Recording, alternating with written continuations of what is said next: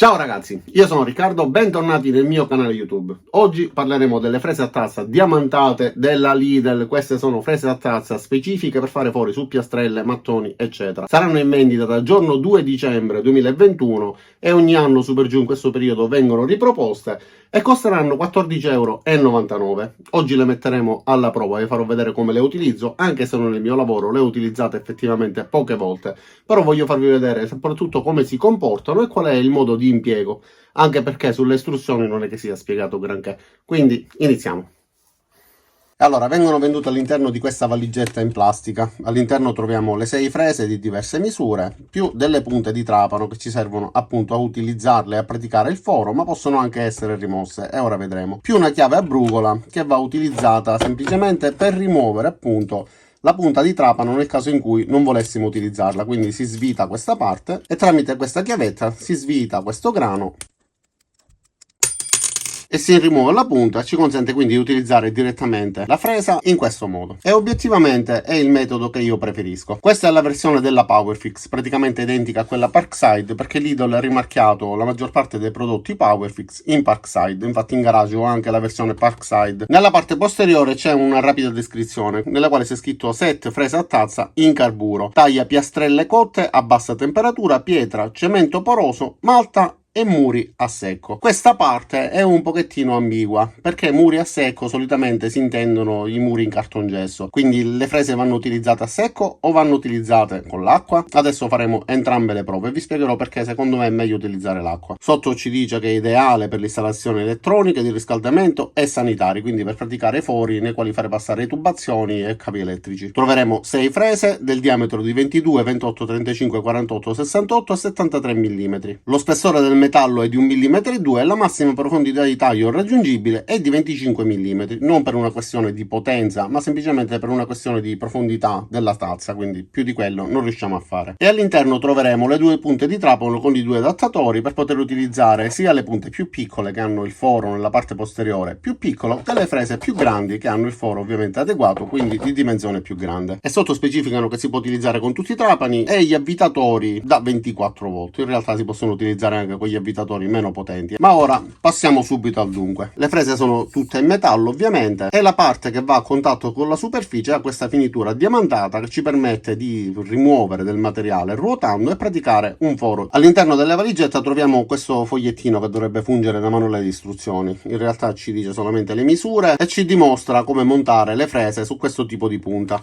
Nella parte posteriore invece ci sono delle informazioni più importanti, quindi il numero di giri ideale per il diametro della fresa che vogliamo utilizzare. E ovviamente, come capirete, è quasi impossibile utilizzando un avvitatore manuale oppure un trapano riuscire a fare un foro impostando una rotazione di 80 giri al minuto ad esempio, o di 180. Già per i 400 riusciamo a farlo perché molti avvitatori sono limitati a 400 giri, quindi riusciamo a utilizzarli bene. Vi consiglio, se utilizzate gli avvitatori manuali, a questo punto di impostare la velocità più bassa, perché come abbiamo detto più volte, oltre a impostare una velocità massima di rotazione di 400 giri al minuto, avremo anche una coppia maggiore e quindi ci permetterà di lavorare con più forza. E adesso passiamo alle prove pratiche. E allora vi faccio vedere direttamente come lo utilizzo io, quindi senza la punta di centraggio. Non è facile come con la punta di centraggio, però una volta imparato, quindi facendo 2 o 3 prove su una piastrella martire che deciderete di utilizzare proprio per fare queste prove e allenarvi, vedrete che verrà facilissimo e riuscirete a praticare tutti i fori ovunque senza l'utilizzo della punta di centraggio. Secondo me è praticamente superfluo. Io preferisco utilizzarlo con la superficie bagnata per più di un motivo. Uno è quello che appunto secondo me preserva la durata della fresa, quindi ne allunga la vita, e l'altra non meno importante è che la polvere che si forma rimane concentrata tutta qui, altrimenti volerebbe, andrebbe in giro, insomma non è sicuramente pratico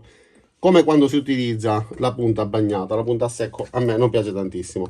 Quindi imposto la velocità numero 1, questo avvitatore alla velocità numero 1 ha un numero di giri limitato a 500, quindi rientriamo praticamente nel range. Questa è una punta da 44 mm, quindi andrebbe utilizzata con un numero di giri compreso fra 120 e 280. Io lo imposterò su per giù a metà della sua rotazione, quindi diciamo che su per giù ci siamo, ma nella parte iniziale voglio andare al massimo dei giri, quindi a 500. Allora, si impugna l'avvitatore o il trapano in questo modo. Fate attenzione a non afferrare il mandrino. Allora, afferrate dalla parte della ghiera, poggiate la mano sulla superficie che dovete forare in modo da avere stabilità, avviate la rotazione con la fresa che non sia a contatto con la superficie. Io l'avvio a 500 giri, vi consiglio di fare la stessa cosa. Dopodiché vi avvicinate lentamente, sfiorando la superficie, con la fresa inclinata.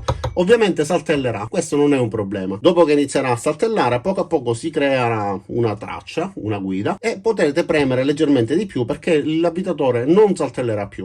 A questo punto, man mano andrete addrizzando l'avvitatore e poi dovete creare dei piccoli cerchietti. Ve lo spiego prima perché poi col rumore non mi sentirete. Allora, vado.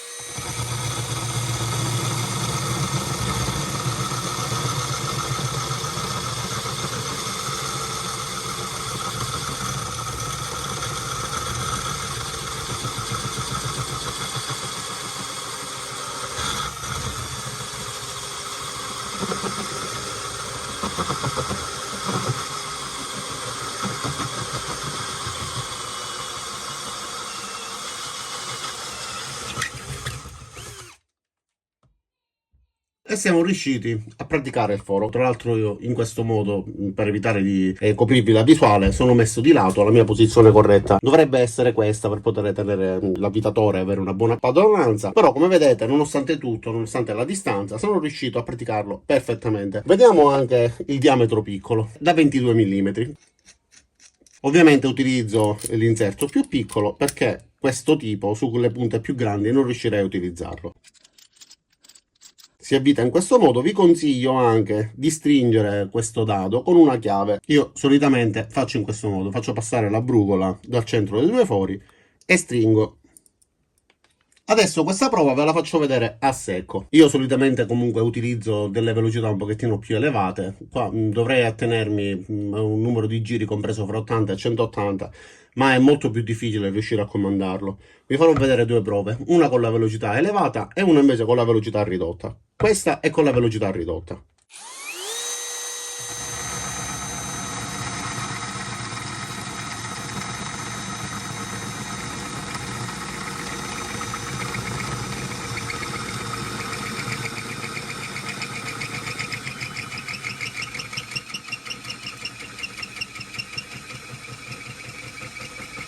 Ragazzi, ci vuole un'eternità a secco e soprattutto con questa velocità così ridotta, quindi io, scusatemi, ma metto l'acqua e soprattutto aumento un po' la velocità.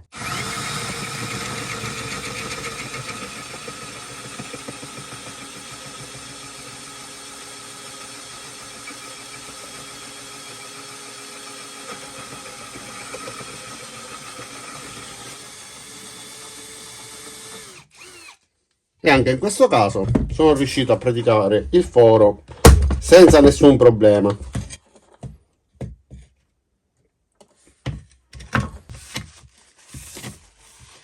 E ora una prova un pochettino più estrema. Questo è vetro, in realtà sarebbe meglio utilizzare un trapano a colonna, insomma non è sicuramente il modo più indicato per poter forare il vetro, però utilizziamola, vediamo se questa punta più piccola mi permette di praticare un foro sul vetro senza problemi, sempre bagnando prima la superficie.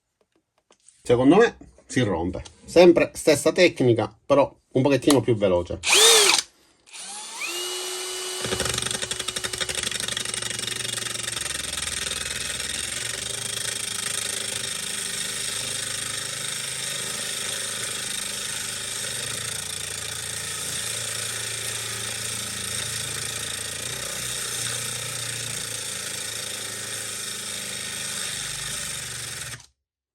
Però questa punta è storta, quindi mi sa che devo utilizzare una punta più grande, altrimenti rischio di rompere tutto.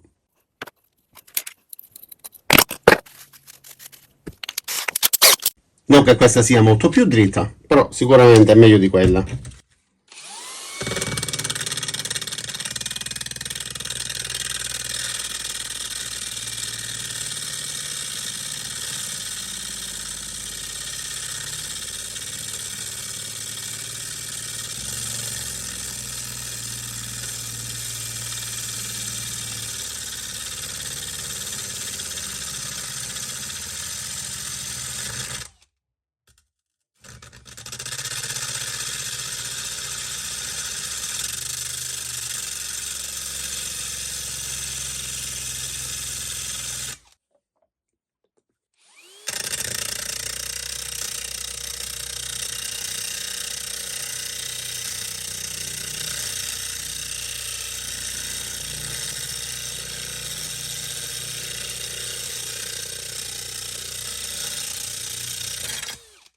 Ok, va bene. Come era prevedibile, si è rotto, però se non avesse traballato come stava traballando, vedete che era già riuscito a praticare la parte circolare, quindi il foro. Purtroppo con una fresa che balla in questo modo, anche praticando il foro con la tecnica corretta, è inevitabile che si romperebbe. E adesso facciamo una prova anche sul grès porcellanato, molto più duro da forare. Vediamo cosa riusciamo a ottenere.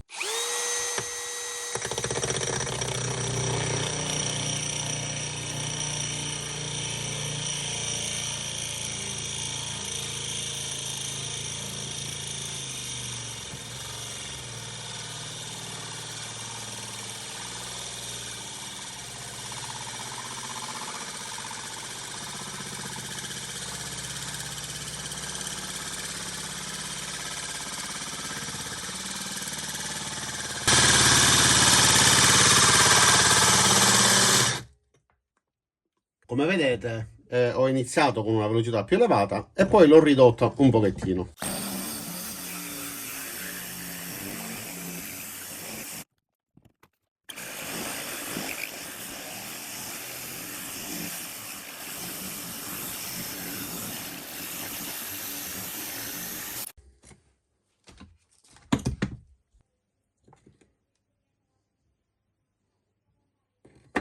Quindi facciamo anche un esempio rapido con la punta di centraggio. Preforo.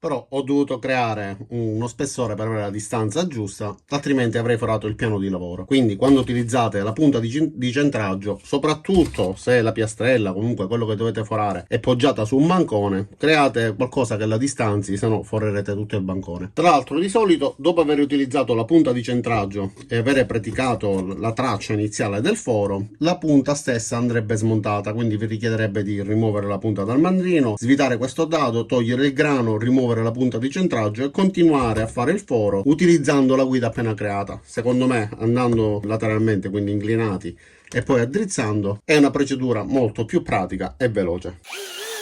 E allora ragazzi, quindi cosa dire di queste punte diamantate della Parkside? I fori riescono a farli. Certo, sul grès porcellanato hanno un pochettino di difficoltà, infatti non è riuscito a completare il lavoro. Come vi ho detto, non sono del mestiere. Ho fatto alcuni fori nella mia vita sulle piastrelle, quello che sapevo vi ho riportato. Vi consiglio personalmente di prendere una piastrella, sacrificarla e fare diverse prove facendo i fori. Poi, non lo so, mi lascia un pochettino perplessa la velocità che hanno riportato per i diametri. Io sono abituato a utilizzare a velocità più elevate. Comunque sia, almeno nella parte iniziale del foro andate veloce, in modo da creare la traccia, avere più padronanza ed evitare che l'abitatore traballi, soprattutto con queste punte che non sono dritte. Anzi, prima ancora di utilizzarle, montatele, guardate se girano storte, perché se vanno troppo storte, sono troppo fuori asse, ovviamente come abbiamo rotto il vetro, che è un materiale delicato, rischiate anche di lesionare eventuali piastrelle delicate. Cosa dire? Secondo me per 15 euro, dato che non sono professionali, se state facendo dei lavori, state ripristinando una piastrella che si è rotta e da là escono delle tubazioni, oppure dovete fare passare dei cavi elettrici, allora per qualche foro possono andare bene. Cosa dire? Spero che questo video vi sia piaciuto, vi sia stato utile per capire la qualità di questo prodotto, eventualmente decidere se comprarlo o meno. Quindi vi invito ad iscrivervi al mio canale, mettere mi piace a questo video se vi è piaciuto e l'avete ritenuto utile, cliccate anche sulla campanella per attivare le notifiche e ci vediamo ai miei prossimi caricamenti. Ciao da Riccardo e a presto!